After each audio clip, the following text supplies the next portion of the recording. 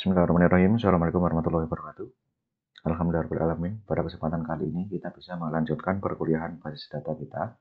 Dan di kali ini kita akan membahas mengenai tracking data changes, yaitu database foundation di section ketiga bagian kedua. Adapun objektif pada slide ini adalah keep track of data that change over time. Jadi bagaimana kita membuat gambar ataupun skema database yang dia ini bisa track atau melacak, mencatat ya, perubahan-perubahan data dalam waktu berjalan gitu ya. Oke, mulai data over time ya, accommodating historical data. Jadi latar belakangnya yang pertama, most business need to track some historical data. Jadi memang ada kebutuhan bisnis ini yang memerlukan pencatatan data-data yang sudah dirubah gitu ya. Jadi memang sekarang datanya sudah nggak seperti itu, tapi historicalnya itu siapa yang merubahnya kapan, itu bisa atau perlu dicatat oleh suatu bisnis. Nah, karena kenapa setiap every update of an attribute or transfer of a relationship mean loss of information, karena setiap perubahan data tersebut kalau tidak didokumentasikan ya, itu nanti informasinya akan ikut hilang gitu ya. Jadi ada beberapa sistem yang informasi-informasi perubahan tersebut itu memang diperlukan untuk dicatat gitu ya. Tapi untuk sebelum mencatat itu harus validate any requirement for storing historical data. Tanyakan dulu atau cari tahu dulu apakah memang mencatat data historis seperti itu memang benar-benar dibutuhkan ya. Karena storing unnecessary historical data can be costly, karena memang effortnya, cost-nya untuk mencatat data yang memang tidak dibutuhkan, data historis walaupun ada tapi tidak dibutuhkan, itu akan sangat memakan resource gitu ya. Nah, untuk memodifikasi historical atau membuat suatu tabel yang menyimpan historical data, gitu ya, ini Anda perlu menambahkan entitas atau relationship ya. Terus kemudian ada hal yang perlu ditanyakan, apakah audit trail ini diperlukan, atau apakah memang untuk keperluan audit itu data historis diperlukan. Kemudian can attribute values change over time, apakah memang atributnya itu memang perlu untuk dirubah over time dalam waktu-waktu tertentu gitu ya. Kemudian can relationship change over time, apakah memang relationship-nya itu memang diperlukan untuk berubah di waktu-waktu tertentu gitu ya. Kemudian do you need to query all the data, apakah memang diperlukan retrieve data kembali untuk data-data yang lama gitu ya. Apakah memang diperlukan? Jadi ditanyakan itu kebutuhannya apakah memang ada untuk mencatat historical data ini gitu ya. Oke. Model data over time, tracking attribute values. Create additional entities to track the attribute values over time. Ya, di sini konteksnya use one entity if you track only the current status of a contract. Jadi untuk mencatat kontrak per sekarang ini gitu ya, itu sebenarnya satu entitas saja atau satu tabel saja sebenarnya cukup ya. Dimana di situ isinya adalah ID kontrak gitu ya, kontrak nomor berapa, kemudian deskripsinya, kemudian statusnya sekarang sedang aktif atau tidak gitu ya, kemudian effective date ya, kemudian effective date. Nah, ini di tabel ataupun entitas ini itu mencatatnya itu hanya yang sekarang saja gitu ya. Jadi ada ID, ada description, ada status, ada effective date. Nah, nanti misalkan ada record yang di atribut description atau atribut status atau atribut effective date ini yang perlu dirubah ketika sudah ditulis gitu ya, ketika ditulis perlu dirubah, itu datanya hanya sekedar akan berubah saja. Tapi data yang lama itu tidak akan terlacak kalau bentuknya seperti ini gitu ya. Nah, add an entity to store the status of a contract over time ya. Jadi untuk mencatat hal-hal yang historical gitu ya. Jadi atribut yang perubahannya sebelumnya bagaimana gitu ya. Itu dicatat dengan model yang seperti ini gitu ya. Jadi entitas kontrak, terus kemudian ada entitas, tambahkan entitas baru ya, jadi atribut yang ini itu ditarik jadi entitas, kemudian ditambahkan UID ini effective date, plus UID-nya itu juga ada bar ya, ada bar itu apa? Sudah ada di slide yang seperti sebelum ini ya. Jadi bar, sehingga UID-nya ini ialah effective date dan juga kontrak ID gitu ya. Terus kemudian ada ditambahi kontrak value gitu ya. Jadi dia bisa melacak pada kontrak ID sekian, ini effective date-nya tanggal sekian gitu ya. Terus kemudian current value-nya nilainya apa gitu ya. Sehingga nanti kalau misalkan di tanggal berapa gitu ya, kita mau lacak kontrak ID di effective date yang pertama atau di effective date yang termin kedua, ketiga, itu kita bisa lihat ya, bentuknya seperti ini. Oke, kemudian accommodating a changing relationship. Nah, kalau tadi itu atributnya yang berubah. Nah, kalau sekarang relationship, kita tahu kalau relationship ini berkaitan dengan dua entitas ya, kaitannya dengan dua entitas. Add an entity to accommodate a relationship that may change over time. Ingat kalau tadi atribut itu ya urusannya cuma satu saja ya, tentang statusnya si kontrak itu apa, gitu. Kan dia aslinya nggak ada relasi dengan yang lain ya. Nah, kalau yang ini yang changing itu adalah relationship, yang berubah adalah relationship-nya, gitu ya. Okay, this does not allow tracking of the date that an apartment is rented. Jadi entitas yang ini tidak memungkinkan untuk melacak ya, tanggal kapan apartemen ini disewakan gitu ya. Nah, di sini konteksnya adalah antara seseorang penyewa dengan apartemen yang disewa gitu ya. Jadi di sini ada person, ada ID, last name, ada first name, kemudian ada apartemen, ada code, ada address. Oke, itu nanti primary key-nya si person akan masuk sebagai foreign key-nya di si apartemen. Kalau mau saya modelkan seperti ini, ya, di sini saya langsung saja tabel apartemen ya, karena yang ada foreign key apartemen ya.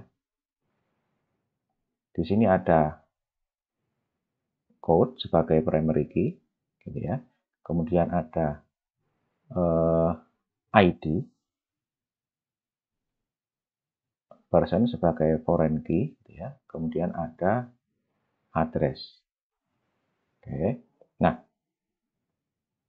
misalkan code apartemennya ini code-nya 01, kemudian personnya ini 001, gitu ya. Terus addressnya si apartemen berapa kan gitu ya. Oke, berarti data seperti ini itu kan menunjukkan bahwa siapa yang sekarang ini sedang menyewa apartemen 001. Dan data ini kan hanya melacak sekarang ya, per sekarang ini yang nyewa siapa. Nah, nanti misalkan setahun lagi itu sudah bukan dia lagi, ya, sudah bukan dia lagi. Artinya relasi ini kan bisa berubah-ubah value-nya ya. Si ID person itu kan nanti bisa dirubah lagi dengan nilai yang lain, misalkan P ya, nilai yang lain gitulah ya. Gitu. Nah, ini kan berarti relasinya dia berubah-ubah atau nilai yang ada di sini gitu ya.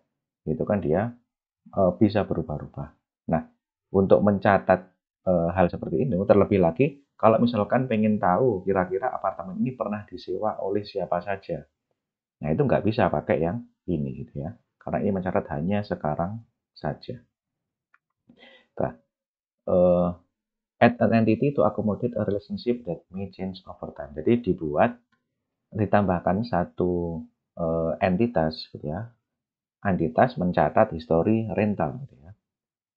Jadi di sini ada rental, UID-nya ini effective date, kemudian ada atribut yang lain, ada renewal date, atributnya punya rental ini, Terus kemudian ada UID-nya adalah apartemen code. Ya, jadi ada apartemen code masuk ke sini. Oke. Jadi nanti bentuknya kira-kira seperti ini. Ya, misalkan yang saya lihat langsung rentalnya saja ya. Karena yang ada foreign atau UID tambahannya ya. Oke, jadi di sini ada effective date, kemudian ada code, ya, apartemen, kemudian ada renewal date, renewal date, ya. Oke, jadi misalkan ada rental yang efektif date-nya tanggal misalkan 1 Juni, gitu ya. Ini kode apartemennya berapa? Misalkan apartemen 001, gitu ya. Nah, renewal date-nya itu kira-kira dia 1 Juni sampai kapan, gitu ya. Oh, ternyata 1 tahun. Ya, 1 Juni 2021 misalkan. Oke, jadi di sini nanti bisa tercatat semua. Terlebih kalau misalkan di sebelumnya ini ada apartemen yang sebelumnya, misalkan di 1 Juni 95, gitu ya. Ini apartemen berapa, gitu ya. Jadi apartemen misalkan 001. Nah, ini renewalnya 1 Juni ini ya. Oke. Terus saya lupa satu lagi. Yang di rental ini kan nanti ada foreign key juga. Ya, foreign key. Foreign key ini siapa? Ya, person ID. Ya, si ID person. Jadi bisa diketahui 1 Juni ini kira-kira ID-nya berapa. Ya, misalkan nomor KTP-nya berapa gitu ya. Nah, ini ada diketahui yang nyewa siapa, nyewanya tanggal berapa sampai tanggal berapa, renewalnya seharusnya tanggal berapa atau memang ditentukan tanggal berapa gitu ya waktu renewalnya. Nah, itu kita bisa track data-data yang lalu sampai pertama kali database-nya dibuat, recordnya yang pertama apa, kita bisa track sampai di sini gitu ya. Oke. Ya. Kemudian creating ya model data over time, creating intersection entities. Resolving many-to-many relationship with an intersection entity is frequently used to track information about a relationship that change over time. Jadi salah satu cara untuk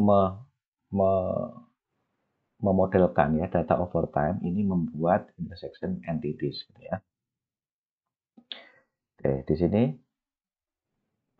hubungan atau relasi antara employee dan job yang diambilnya.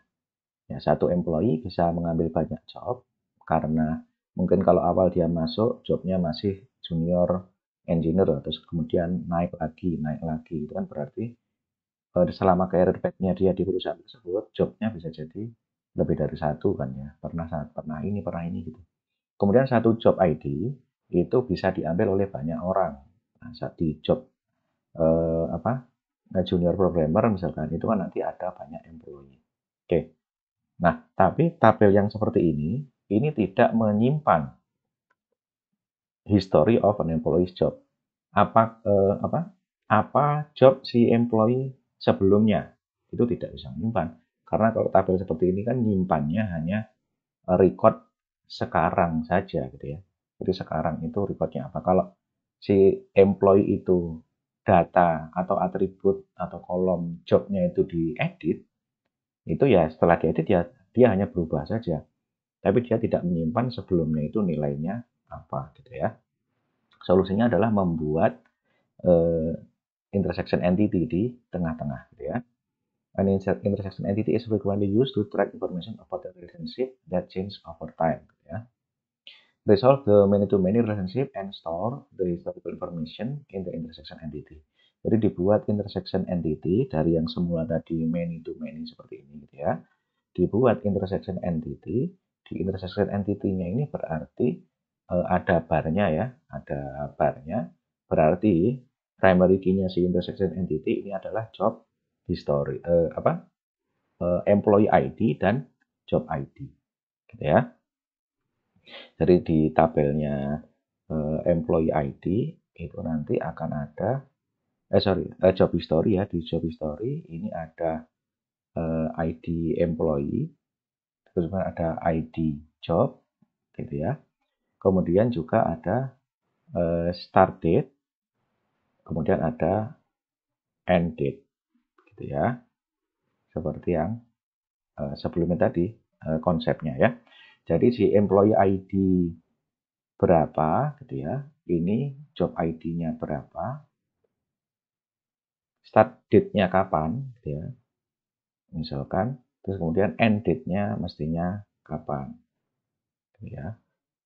Nah, ini cara-cara seperti ini bisa dipakai untuk memberikan historical data. Nah, di sini ada satu yang bisa diperhatikan, ada end date. End date-nya ini opsional, ya.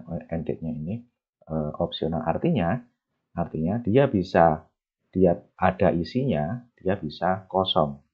Jadi kalau kosong, dia bentuknya seperti ini. Kalau end date-nya kosong, itu berarti apa? Berarti dia eh, belum punya end date. Artinya apa? Dia masih bekerja sampai sekarang, gitu ya. Dia masih ada di job itu saat sekarang ini karena end date-nya kosong. Karena dia belum ada tercatat end date kosong, gitu ya. End date-nya belum tercatat untuk job yang ini, gitu ya. Nah, kalau end date-nya ada, berarti ya dia sudah mengakhiri job tersebut, gitu ya. Dan sudah berganti menjadi job desk yang lain, gitu ya. Nah, ini juga berlaku juga untuk yang penyewaan tadi ya. Jadi penyewaan tadi, kalau misalkan yang nilai penyewaan finish sewanya tadi itu masih kosong, berarti dia ya sampai sekarang masih menyewa gitu ya. Oke, kemudian logging modified information. Ya, additional entities and attributes store modified information. Jadi di sini case-nya adalah seorang customer dan data payment ya. Di si data payment ini data-data yang ada di dalamnya ini perlu dirubah. Perubahannya perlu dicatat ya. Perubahannya perlu dicatat. This store information about how a payment change over time gitu ya. Jadi misalkan ada pembayaran cicilan gitu ya. Pembayaran cicilan. Nah, cicilannya itu dari bulan ke bulan kan kemampuan cicilnya sudah meningkat ya. Nah, ini dia perlu perubahan pencatatan perubahan ya. Semula itu dia bayarnya berapa paymentnya gitu ya. Terus kemudian dia dicatat eh, jadi berapa gitu ya. Nah, jadi datanya di sini dibuat entitas yang baru, payment modification ya. Previous amount-nya berapa, modified by siapa, misalkan ID customer siapa, atau ID employee siapa yang modify gitu ya. Terus kemudian modification date-nya kapan. Gitu ya, jadi bentuk-bentuk seperti ini untuk mencatat kira-kira ada data nggak yang perlu dibuat log-nya. Ya. Log perubahan record gitu ya. Jadi kalau ada butuh lognya, yaitu berarti di subkan atau direlasikan antara entitas yang perlu dibuat lognya dan dibuat atribut atau atribut tambahan ya di dalam entitas tambahan log ini gitu ya untuk modification ini. Oke, kemudian nah ini skenario-nya, case study-nya gitu ya. A jewelry store rent necklaces, bracelets, and the like for special occasion, such as award ceremony and movie premiere. Jadi ada satu toko perhiasan yang menyewakan perhiasan tersebut. Gitu ya. The store want to track the rental history. Oke, dari sini, dari data customer dan jewelry detail ini, dia hanya mencatat data sekarang saja. Jadi si customer ID menyewa jewelry detail apa, dan jewelry detail sekarang ini itu disewa oleh si customer siapa, gitu ya. Tidak ada rental historinya, ya. Oke. The RD model track only the current renter. How would you revise the relationship to track the history? Jadi di sini satu jewelry detail ini bisa disewa oleh banyak orang, artinya kalau sudah dikembalikan gitu ya, itu besoknya bisa disewa orang gitu ya. Tapi satu customer ini menyewa maksimal satu gitu ya, konteksnya kalau di sini kan satu kali pinjam berarti maksimal satu kan gitu ya. Nah, caranya adalah membuat jewelry detail dan customer ini many to many. Nah, tujuannya apa dibuat many to many nanti untuk memasukkan intersection entity gitu ya, untuk mencatat histori data rental overtime-nya gitu ya. Jadi histori si rentalnya. Oke, jadi di sini dibuat many to many saja, misalkan di tengah mau dibuat data tersebut. Oke, resolve many to many with the rental history intersection entity. Jadi di sini ada intersection entity ya, ada rental history. Oke, jadi penjelasannya hampir sama seperti konsepnya tadi, ada date return ya. Kalau employee tadi ada start date, ada end date. Nah, konsepnya bisa seperti itu nanti bentuk tabelnya ya. Jadi di sini dia bisa mencatat kapan dia nyewanya, kapan dia dikembalikan. Kalau dia data ini ya, itu UID-nya ada jewelry code dan ada customer ID ya. Okay, what is the UID of rental history? Ya, UID-nya apa di rental history? Karena di sini ada barnya, berarti jewelry detail itu nanti jewelry code itu nanti juga akan masuk ke sini sebagai UID juga gitu ya. Jadi UID-nya adalah rental history dan jewelry detail. Kemudian what piece of information is not being tracked? Jadi apa sih yang tidak diperhatikan atau tidak dipentingkan, tidak diperlukan untuk dilacak ya. Jadi antara jewelry detail dan rental history ini yang karena UID-nya masuk ke sini berarti jewelry detail dan history penyewaan jewelry detail tersebut itu yang dilacak. Dia tidak melacak si customer-nya. Jadi si customer-nya yang pernah meminjam itu siapa saja itu dia tidak melacak karena barnya hanya yang di sini saja, gitu ya. Barnya hanya di sini saja. Oke, ya, ya summary sebagai rangkuman kita tadi sudah menyimak ya. Jadi model-model yang dia keep track of data that change over time. Jadi bisa mencatat ya data-data perubahan-perubahan apa saja, tidak hanya sekedar data yang sekarang ini saja. Oke, mudah-mudahan bisa bermanfaat. Saya akhiri. Assalamualaikum warahmatullahi wabarakatuh.